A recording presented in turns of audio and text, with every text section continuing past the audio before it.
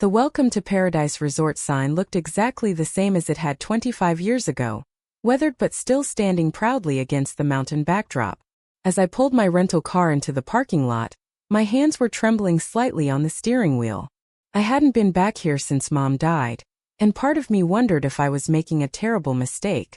But when I saw the for sale banner hanging across the front entrance, I knew exactly what I had to do. You see, what my family didn't know was that over the past decade, I'd built a small empire in hospitality management.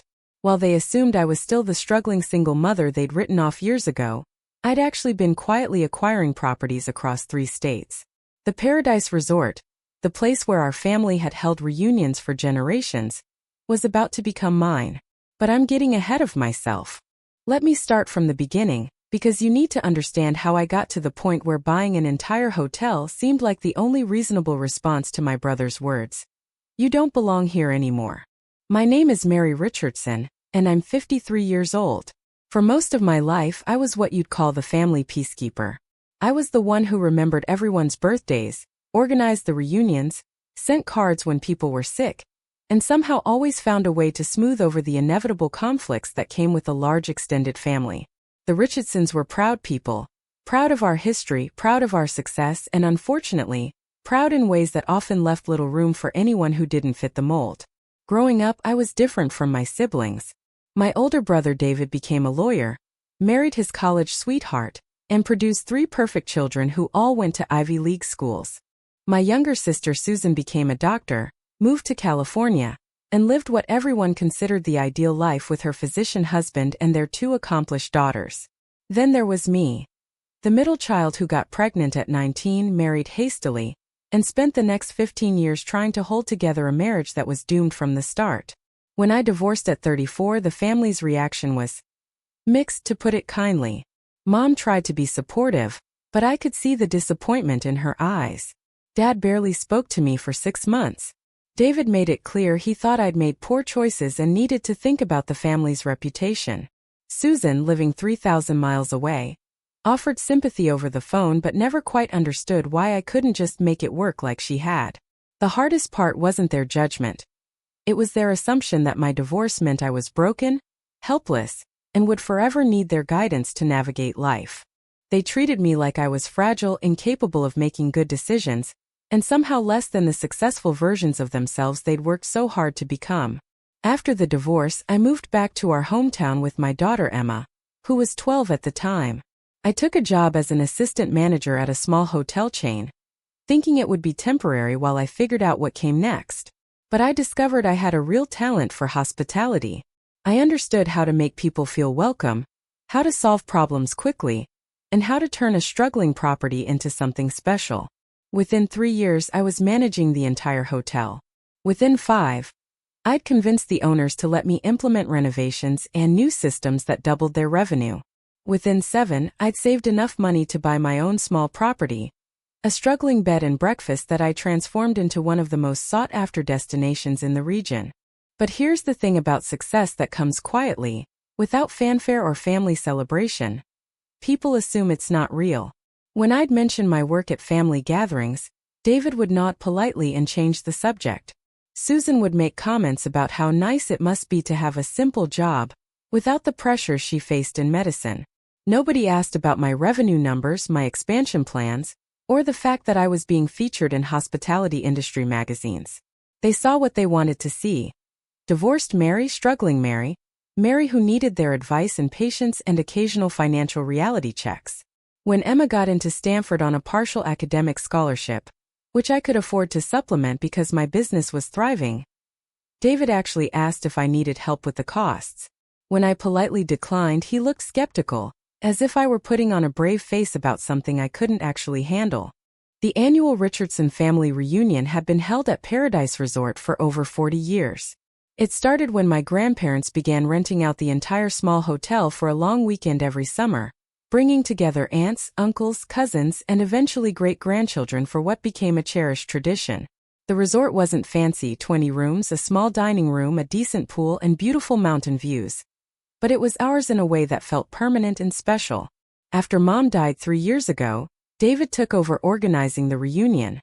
He approached it with the same methodical precision he brought to his legal practice, creating spreadsheets for room assignments, meal planning, and activity schedules. Which would have been fine, except that his organizational style came with some underlying assumptions about everyone's place in the family hierarchy. Last year's reunion was the first time I noticed something shifting. David had assigned room priorities based on what he called family contribution levels, essentially how much money people made and how much they contributed to the overall cost of the weekend. This meant that he and his family got the best rooms, Susan and her family got the second tier, and I was placed in what used to be called the overflow section, smaller rooms that had originally been meant for teenage cousins who didn't care about amenities. When I questioned this system, David explained it to me with the patience you'd use for a child. Mary, we have to be practical about costs. The people who can contribute more to making this happen deserve some recognition for that sacrifice. It's not personal, it's just fair.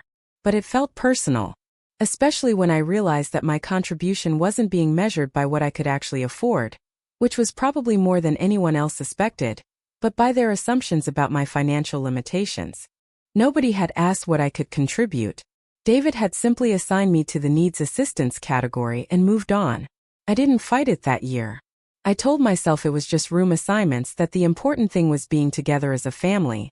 But something had changed in how I was being seen, and more importantly, in how I was allowing myself to be seen. This year, when I got David's email about the reunion planning, that shift became even more apparent. The subject line read, "Family Reunion Streamline Planning for Core Family." When I opened it, I found a detailed explanation of how this year's event would be more intimate and focused on the family members who have remained most connected and involved. The email went on to explain that they'd be reducing the reunion to just immediate family members and their children, David's family, Susan's family, and our two surviving aunts who had always been central to organizing these gatherings. At the bottom, almost as an afterthought, was a separate paragraph addressed to extended participants, which apparently included me, explaining that while we were welcome to join for the Saturday evening dinner, the full weekend would be limited to the core family group. I read that email 3 times before the full impact hit me. I wasn't part of the core family anymore. David had decided that my divorce, my different lifestyle, my lack of prestigious career credentials somehow made me extended, rather than immediate family. I was being demoted from sister to distant relative, invited to dinner like a family friend rather than someone who belonged at the heart of our gathering. When I called to ask him about it, David's response was everything I'd expected and worse than I'd feared. "Mary, I hope you understand this isn't about not wanting you there. It's about being realistic about family dynamics and making sure the weekend is comfortable for everyone." Comfortable for everyone? David, I'm your sister. Of course you are. But let's be honest. You've been pretty disconnected from the family over the past few years. You missed Susan's anniversary party, you couldn't make it to Christmas last year, and when we tried to plan Mom's memorial service, you had all those work conflicts.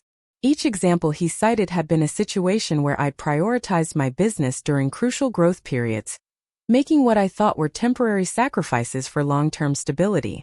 But in David's narrative, they became evidence of my disconnection, my lack of commitment to family priorities. And Mary, I say this with love, but your situation is just different from the rest of ours. Having you stay for the full weekend with Emma talking about her expensive college and you trying to keep up with conversations about careers and achievements that you might not relate to, I thought it might be more comfortable for everyone if we approached it differently this year. More comfortable for everyone? Or more comfortable for you? That's not fair. I'm trying to be considerate of your feelings here. I know money is tight, and I know these gatherings can feel overwhelming when people are discussing things like David Jr.'s internship at Goldman Sachs or Susan's research sabbatical. I thought you'd appreciate not having to navigate all of that for an entire weekend. The worst part was that he genuinely seemed to think he was being kind. In his mind, he was protecting me from feeling inadequate, shielding me from conversations that might make me uncomfortable, saving me from the embarrassment of not being able to keep up with the family's success stories. So what you're saying is that you think I don't belong there anymore. I'm saying that I think we all need to be realistic about where we are in our lives and what makes sense for family gatherings going forward. This isn't about belonging, Mary. It's about practicality. But it was about belonging. And as I hung up the phone, I realized that somewhere along the way, I'd allowed my family to see me as someone who needed protection from their success rather than someone who had built success of my own. I'd been so focused on not making them uncomfortable with my achievements that I'd let them assume I had no achievements to speak of. That night I called Emma at Stanford. "Mom, that's absolutely ridiculous. You know that, right?" At 27, Emma had grown into someone I admired tremendously: sharp, confident, and completely unwilling to let people underestimate her. She'd inherited my diplomatic nature but combined it with a steel spine that I sometimes wished I'd developed earlier in life. "I know it's frustrating, honey, but family dynamics are complicated. Maybe David has a point about—" "No, Mom. Stop. David doesn't have a point. You've been managing family relationships your entire life, making sure everyone else feels comfortable and important while you fade into the background. And now they've decided you've faded so far that you're not even real family anymore? That's not complicated. That's just wrong. But maybe I have been disconnected. Maybe I haven't prioritized. You missed 3 family events over 5 years because you were building a business that now employs 47 people and generates more revenue than David's law practice. You didn't make it to Christmas because you were finalizing the purchase of your 4th property. You had work conflicts during Grandma's memorial planning because you were in the middle of negotiations that secured your financial future for the next decade. Since when is building a successful life something you need to apologize for?" Emma was right, but acknowledging that meant accepting something I'd been avoiding. That I'd spent so many years trying to be the accommodating sister, the understanding divorced woman, the grateful family member who didn't rock the boat. That I'd trained my family to see me as someone whose needs and achievements were secondary to everyone else's. "What do you think I should do?" "I think you should show up to that reunion and remind them exactly who you are." "Just show up? Even though I'm not invited for the full weekend?" "Mom, you could buy and sell David's law firm if you wanted to. You could probably buy the entire resort where they're having their core family gathering. Stop asking for permission to exist in spaces that you have every right to occupy." The idea hit me like lightning. Buy the resort. I'd looked at Paradise Resort's financials 2 years ago when I heard rumors they might be selling. At the time, I dismissed it as too sentimental a purchase. Buying a property because of emotional attachment rather than business sense was the kind of decision that could derail a growing company. But now, the more I thought about it, the more it made perfect sense. Paradise Resort was underperforming, but had incredible potential. The location was phenomenal, the bones of the property were solid, and with the right renovations and management, it could become a destination rather than just a convenient family gathering spot. It would fit perfectly into my portfolio of boutique mountain properties, and the purchase price I'd researched 2 years ago would barely make a dent in my current liquid assets. But more than that, owning Paradise Resort would send a message that I wasn't sure I had the courage to deliver any other way. Over the next 2 weeks, I threw myself into due diligence with the kind of focused intensity that had built my business empire. The resort was indeed for sale, and the owners were motivated after 2 years of declining bookings. The asking price was actually lower than what I'd expected, and a cash purchase could close within 30 days. Exactly 2 weeks before the Richardson family reunion. I made the offer on a Wednesday and had a signed purchase agreement by Friday. The next 2 weeks were a whirlwind of property transfers, staff meetings, and renovation planning. I kept the existing management in place for continuity but implemented immediate improvements. Upgraded linens, enhanced landscaping, a new wine selection for the restaurant, and small touches that would make the property feel more luxurious without changing its essential character. I didn't tell anyone in my family what I was doing. The morning of the reunion, I drove up to Paradise Resort as the new owner, arriving 2 hours before David's core family was scheduled to check in. I wanted to be there to personally welcome them to my hotel. I'd chosen my outfit carefully.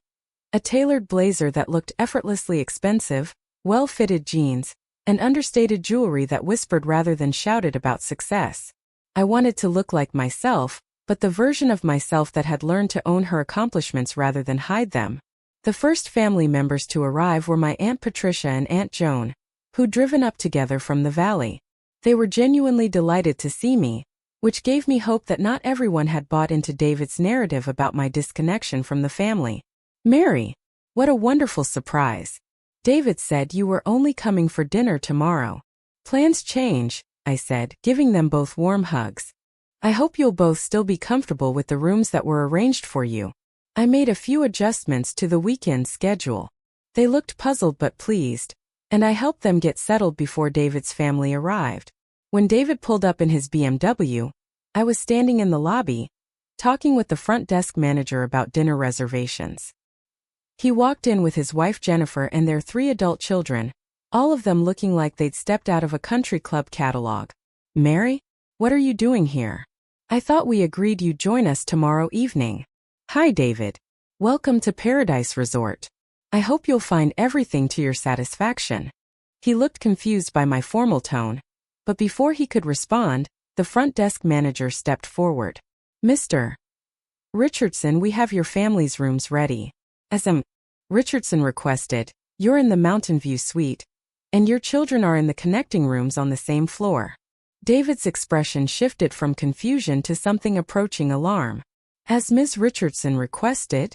The manager looked between us, clearly sensing some undercurrent she didn't understand. "Yes, sir. The new owner wanted to personally ensure that your family's stay exceeded expectations." "New owner?" I stepped forward with what I hoped was a gracious smile. "David, I'd like you to meet the new owner of Paradise Resort. She's been looking forward to hosting the Richardson family reunion." It took him a moment to process what I was saying. When understanding finally hit, his face went through several distinct expressions: surprise, disbelief, and then something that looked uncomfortably like embarrassment. "You bought the resort?" "I did. Just closed 2 weeks ago. I hope you don't mind that I took the liberty of upgrading a few amenities for this weekend. I wanted our family's first reunion under the new ownership to be special." Jennifer was staring at me like I'd revealed a secret identity. David Jr., who I remembered as an arrogant teenager but who'd apparently grown into an arrogant young adult, was looking around the lobby as if seeing it for the first time. "But how? I mean, when did you?" David was struggling to form complete sentences. "How did I afford to buy an entire resort? Well, it turns out that little hotel business I've been running has been doing better than anyone realized." "Who knew?" The sarcasm in my voice was mild, but David caught it. He had the grace to look uncomfortable.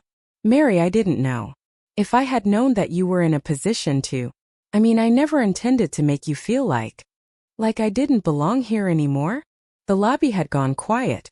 Even David's children were paying attention now, sensing the gravity of whatever was unfolding between their father and their aunt. "I think we should talk privately," David said. "I think we've done enough talking privately. For years, actually. And it's interesting how those private conversations always seem to end with me accepting less time, less consideration, less respect. But I'm thinking maybe it's time for a different kind of conversation." Susan chose that moment to arrive with her family, walking into what was clearly a tense situation. She looked between David and me, immediately understanding that something significant was happening. "Mary, you're here early. How wonderful." Her tone was carefully cheerful, but her eyes were wary. "Susan, welcome to my hotel." "Your hotel?" David answered before I could. "Mary bought Paradise Resort." Susan's reaction was even more pronounced than David's had been. Where David had looked surprised and embarrassed, Susan looked genuinely shocked, as if the idea that I might have the resources to purchase a property like this had never occurred to her as a possibility. "You bought the whole resort?" "The whole resort. Lock, stock, and barrel. Along with the 4 other properties I own across Colorado, Wyoming, and Montana. It's been a good few years for the hospitality business." I wasn't trying to be cruel, but I was done pretending that my success was somehow less real or important than theirs. For too long, I'd let them assume that their professional achievements were more significant than mine, that their financial stability was more impressive than mine, that their life choices were somehow more valid than mine. "For other properties?" Susan was doing the mental math, trying to reconcile this revelation with her image of me as the struggling sister who needed protection from feeling inadequate. 5 total now. I started with the bed and breakfast, then acquired 2 boutique mountain lodges, then a small resort chain, and now this place. Emma wasn't kidding when she said I could probably buy and sell David's law firm if I wanted to. David winced. "Emma said that?" "Emma said a lot of things, including that maybe it was time for me to stop apologizing for building a successful life, and start expecting my family to treat me with the same respect they show each other. The lobby was getting crowded as more family members arrived, but I wasn't ready to let this moment pass. For years, I'd smoothed over conflicts, avoided confrontations, and prioritized everyone else's comfort over my own dignity. But standing in the lobby of my own hotel, surrounded by family members who were just beginning to understand how wrong they'd been about me, I felt something I hadn't experienced in years: the power that comes from refusing to be underestimated. David, when you called to tell me I wasn't part of the core family anymore, do you know what hurt the most? It wasn't being excluded from the weekend. It wasn't even your assumption that I couldn't afford to participate or contribute at the level you expected. It was the realization that you'd never once asked what I might be capable of.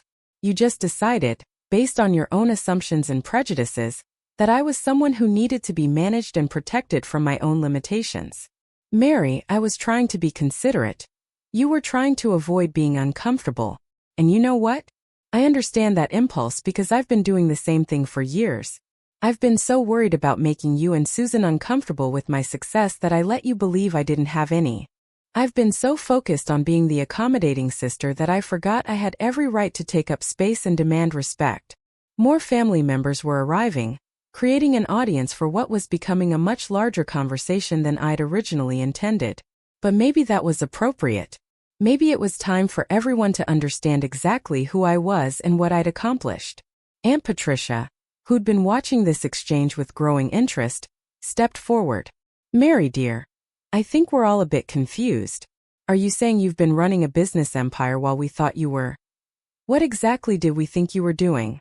Struggling, I said simply. Everyone thought I was struggling, barely getting by, making ends meet, doing my best with limited resources and capabilities.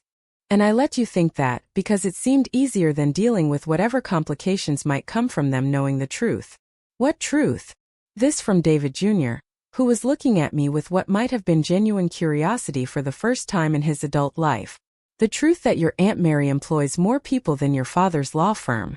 The truth that I've been featured in Forbes, Hospitality Management Today, and Mountain Business Journal for innovative property development and management. The truth that I turned down an acquisition offer last year that would have netted me more money than most people see in a lifetime, because I wasn't ready to give up control of the company I'd built. The silence that followed was profound. I could see family members trying to recalibrate their understanding of who I was, and where I fit in the family hierarchy they'd constructed in their minds. Susan was the first to speak, and to her credit, she looked genuinely ashamed. Mary, I had no idea. Why didn't you ever tell us? Because every time I tried to talk about my work, the conversation got redirected. When I mentioned expanding to a second property, David changed the subject to David Jr.'s college applications. When I talked about being invited to speak at industry conferences, Susan started talking about her research publications. When I tried to share that I was being recognized for innovation in sustainable tourism, the focus shifted to someone else's accomplishments that seemed more important or impressive. But you never pushed back, David said. You never insisted that we pay attention. No, I didn't. And that's my fault. I prioritized keeping peace over demanding respect. I chose being liked over being seen. But you know what I realized? I was never going to earn your respect by making myself smaller. I was just going to teach you that I was someone whose achievements didn't matter. Jennifer, David's wife, had been quiet throughout this exchange, but now she stepped forward. Mary, I owe you an apology. We all do. We've been incredibly condescending, haven't we? Her acknowledgement meant more than I'd expected. Jennifer had always been kind to me, but in the way you're kind to someone you pity rather than someone you respect. Hearing her recognize that pattern was validating in a way that surprised me. I don't need apologies, I said. I need things to be different going forward. Different how? David asked. Different in that you treat me like an equal member of this family instead of someone who needs to be managed or protected. Different in that when I talk about my work or my achievements, you listen with the same interest and respect you show each other. Different in that you don't make assumptions about what I can or can't afford, contribute, or handle. And different in that when you plan family gatherings, you don't categorize me as extended family, because my life doesn't look exactly like yours. David was quiet for a long moment. When he finally spoke, his voice was subdued. You're right. I was wrong to exclude you from the full weekend. I was wrong to make assumptions about your financial situation. And I was wrong to decide that your life choices made you somehow less central to this family. Why did you do it, David? Really? He ran his hands through his hair, looking older than he had when he'd walked in. Honestly? Because it was easier to assume you were struggling than to confront the possibility that I'd been dismissive of your success. Because if I acknowledged that you built something impressive while dealing with challenges that I never had to face, it would mean that maybe you were stronger and more capable than I'd given you credit for. And maybe that would make you feel like less of the successful big brother, who had everything figured out? Yeah, maybe that. It was the most honest thing David had said to me in years, and I felt some of the anger I'd been carrying start to shift into something more like understanding. David, I never wanted to diminish your success, or make you feel like you weren't doing well. I just wanted mine to matter too. It does matter. It should have mattered to me all along. Susan stepped forward, tears in her eyes. Mary, I'm so sorry. I've been such an idiot. Here I've been worrying about whether you could relate to conversations about career achievements, and you've been running circles around all of us professionally. I wasn't trying to run circles around anyone. I was just trying to build a life I was proud of. And you did that. You absolutely did that. And instead of celebrating it with you, we made you feel like you had to hide it. The conversation was interrupted by more family arrivals, but the tone had shifted fundamentally. As cousins and aunts and uncles came through the lobby, they were greeted not by the struggling sister who needed gentle management, but by the successful entrepreneur who owned the resort where they'd be staying. Word spread quickly through the family about my ownership of Paradise Resort. And the reactions were uniformly positive: surprise, certainly, but also genuine excitement and pride. It became clear that David and Susan's assumptions about my place in the family weren't shared by everyone, and that many of our relatives had been wondering why I seemed so disconnected from family gatherings in recent years. Aunt Joan pulled me aside during the afternoon check-in process. Mary, I have to ask, how long have you been successful enough to buy places like this? About 8 years, really. Maybe 10 if you count from when the bed and breakfast started turning serious profit. 8 years. And this is the first time I'm hearing about it. I tried to talk about my work, Aunt Joan, but it never seemed like anyone was particularly interested. And after a while, it felt awkward to keep bringing it up. Honey, let me tell you something. Your Uncle Frank and I have been wondering for years why someone as smart and capable as you seem to be having such a hard time getting ahead in life. We kept thinking there must be something we didn't understand about your situation, because you've always been the most resourceful person in this family. You never thought I was just struggling? Making poor choices. Making poor choices? Mary, you raised Emma as a single mother, worked full-time, went back to school for your hospitality management degree, and somehow still managed to be the person everyone called when they needed help with something. We always figured you were doing better than you let on. Her words were a revelation. I'd been so focused on David and Susan's reactions to my life that I'd missed the fact that other family members might have a completely different perspective. As the afternoon progressed, I found myself having similar conversations with cousins, aunts, and family friends. The picture that emerged was of a family where David and Susan's opinions carried disproportionate weight, but where many people had noticed and respected my resilience and capability, even when I wasn't getting credit for my professional success. By evening, the dynamic had shifted completely. Instead of being the family member who needed careful management and gentle exclusion, I was the one everyone wanted to talk to. Cousins asked about my business strategy, aunts wanted to hear about my other properties, and even David's children seemed genuinely interested in learning about an industry they'd never considered. David Jr., who I'd written off as an entitled young man destined for a predictable career in finance, surprised me by asking thoughtful questions about sustainable tourism and community impact. Aunt Mary, I never realized hospitality could be so strategic. I always thought running hotels was just about customer service and housekeeping. That's exactly what I thought when I started, I told him. But it's really about understanding what people need before they know they need it, creating experiences that matter to them, and building something sustainable that benefits everyone involved: guests, employees, and the community. That's actually fascinating. Do you ever hire people in finance and operations? The question caught me off guard. Are you asking because you're interested in the industry? Or because you're being polite? I'm asking because Goldman Sachs is probably going to offer me a position, but I'm not sure it's what I actually want to do. This sounds more meaningful, I guess. We talked for another hour about the hospitality industry, about building versus acquiring properties, about the satisfaction that comes from creating something from the ground up. By the end of our conversation, David Jr. had asked if he could visit one of my other properties to see how the business worked day to day. Susan's daughter Rachel had a similar conversation with me about combining her interest in environmental science with sustainable business practices. Mom always talks about research like it's the only way to make a real impact on environmental issues, but what you're doing with renewable energy and local sourcing at your properties, that's actually implementing solutions right now.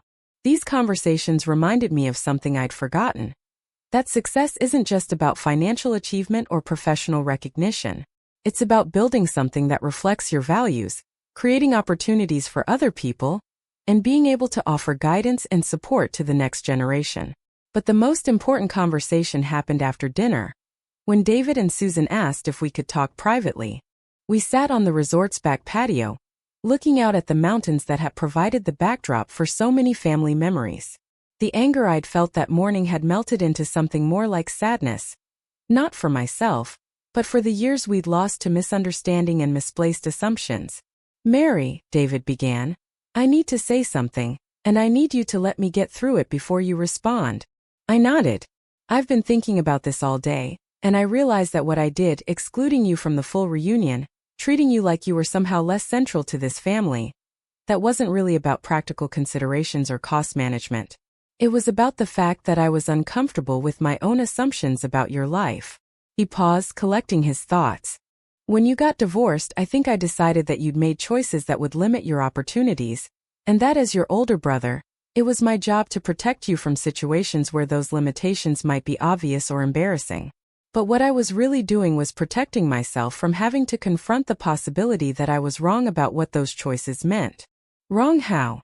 "Wrong in assuming that getting divorced meant you were weak or that raising Emma alone meant you couldn't focus on building a career. Wrong in thinking that working in hospitality was somehow less prestigious than law or medicine. Wrong in believing that because your path looked different from mine or Susan's, it was somehow less valid or successful." Susan picked up the conversation. "And I think I was doing something similar. I kept trying to be supportive in ways that were actually condescending, offering sympathy for struggles you weren't having and advice for problems you'd already solved. Because it was easier to see you as someone who needed my help than to acknowledge that you were handling your life perfectly well without it." "But why?" I asked. "Why was it easier to assume I was struggling?" David and Susan exchanged a look, and Susan answered first. "Because if we acknowledged how well you were doing, it would mean that our way of doing things, traditional career paths, traditional markers of success, traditional family structures, weren't the only ways to build a good life. And that would mean we'd have to question whether we were as successful as we thought we were. You were both incredibly successful. You still are. But not necessarily more successful than you," David said. And I think that scared me more than I wanted to admit. We sat in silence for a few minutes, watching the sunset behind the mountains. Finally, Susan spoke again. "Mary, I want to ask you something, and I want you to be completely honest. How many times over the years have you wanted to tell us to go to hell?" I laughed, surprising myself. "More than I can count. But especially after every family gathering where I felt like I had to apologize for existing." "We made you feel like you had to apologize for existing?" "Not directly. But when someone consistently treats you like your problems are more important than your achievements, like your struggles are more interesting than your successes, like you need protection from conversations about accomplishment because you might not be able to contribute anything meaningful. Yeah, that makes you feel like you're taking up space you haven't earned." "God, Mary, I'm so sorry." "I'm sorry too," David added. "And I'm embarrassed. And I'm proud of you, which I should have been saying for years." "I'm proud of you too," I told them both. "I always have been. But I wanted to be proud of myself without having to hide it." "You should be proud of yourself. What you've built is incredible." "It really is," Susan agreed. "And Mary, I want to hear about all of it. I want to know about your properties, your expansion plans, your challenges and victories. I want to understand what you've been doing all these years while we were being idiots." We talked until late that night, And for the first time in years, I felt like I was having a conversation with my siblings rather than being managed by them. They asked real questions about my business, shared genuine curiosity about my plans, and treated my expertise with the same respect they'd always shown each other's professional knowledge. The next morning, I woke up in the owner's suite, a beautiful room that I'd upgraded during the renovation, and realized that something fundamental had shifted, not just in my relationships with David and Susan, but in my understanding of my own worth and place in the family. For years, I'd been so afraid of their disapproval or judgment that I'd hidden my success instead of claiming it. I'd been so worried about disrupting their comfort that I'd sacrificed my own dignity. But ownership of Paradise Resort had given me something I hadn't expected. Not just financial control, but the power to define the terms of our family interactions. The rest of the reunion weekend was everything I'd hoped our family gatherings could be. Instead of tiptoeing around conversations about career and achievement, we had genuine discussions where everyone's expertise and experience mattered. Instead of treating me like someone who needed protection from discussions about money and success, they included me as someone who had valuable perspectives to share. David Jr. and Rachel both asked detailed questions about my career path and business philosophy. Other cousins wanted to know about the hospitality industry, about entrepreneurship, about combining business success with family priorities. For the first time in years, I felt like my professional life was seen as interesting and valuable rather than just adequate or nice. But the best moment came Sunday morning, when the extended family was gathered for brunch before everyone headed home. David stood up to make what had traditionally been a closing toast, thanking everyone for coming and expressing hopes for staying connected throughout the year. I also want to say something about the incredible hospitality we've experienced this weekend, he continued. Paradise Resort has always been special to our family, but under Mary's ownership, it's become something even more meaningful. Mary, thank you for welcoming us to your beautiful property, and for reminding us that family success comes in many forms. The applause was warm and genuine, but David wasn't finished. I also want to apologize publicly for some decisions I made in planning this reunion that didn't reflect the respect and inclusion that every member of our family deserves. Mary, I was wrong to exclude you from the full weekend, and I was wrong to make assumptions about your circumstances and capabilities.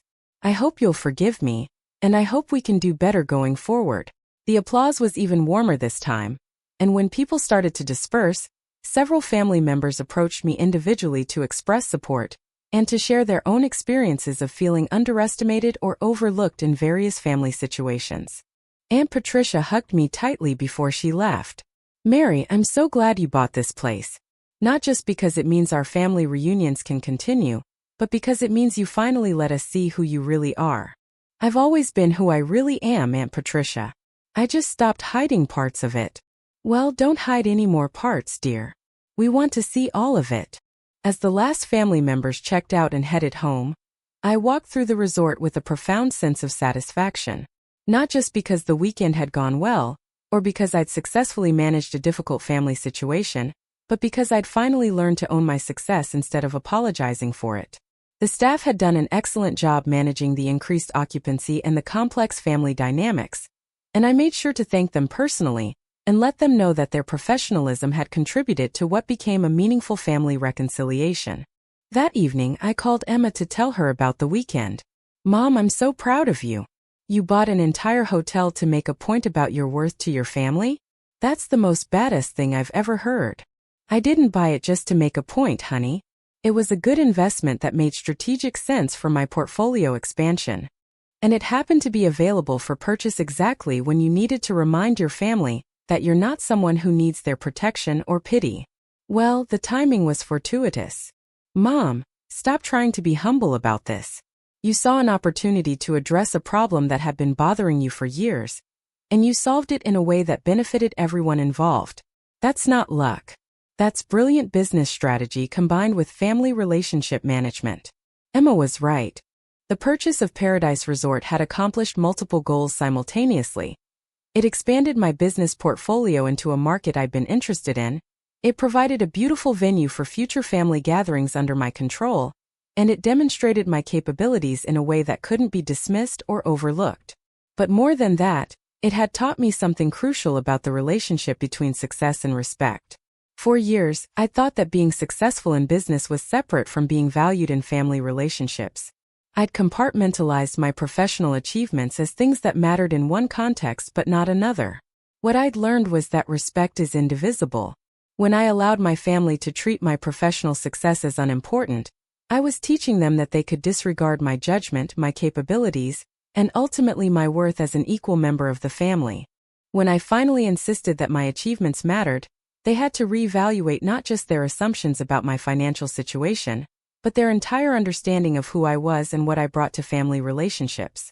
The months following the reunion brought changes I hadn't expected. David Jr. did visit one of my properties in Colorado, spent a week shadowing my operations manager, and ultimately turned down the Goldman Sachs position to accept a role with my company.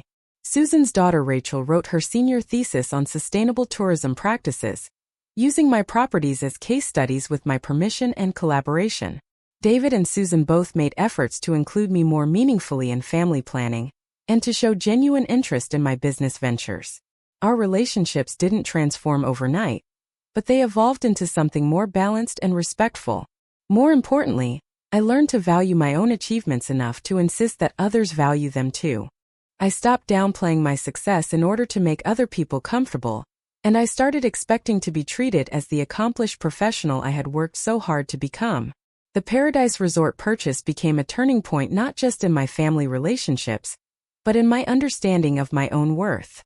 I'd spent so many years trying to earn respect through accommodation and self-sacrifice that I'd forgotten respect could also be claimed through competence and achievement. When people ask me now about the decision to buy the resort, I tell them it was one of the best investments I ever made, not just financially but personally. It taught me that sometimes the most effective way to change how people see you is to change how you see yourself. And it reminded me that belonging isn't something that gets granted by other people, based on their comfort levels or assumptions. Belonging is something you claim by showing up fully as who you are, refusing to minimize yourself for anyone else's convenience, and insisting on being treated with the dignity you've earned. Paradise Resort is now one of the most successful properties in my portfolio, consistently rated as a top mountain destination for family gatherings and corporate retreats. The Richardson family reunion has become an annual tradition again, but under very different terms than before. Last year, when David was making plans for our gathering, he sent me an email asking what dates would work best for the resort schedule, and whether there were any new amenities or activities he should highlight in his invitation to the extended family.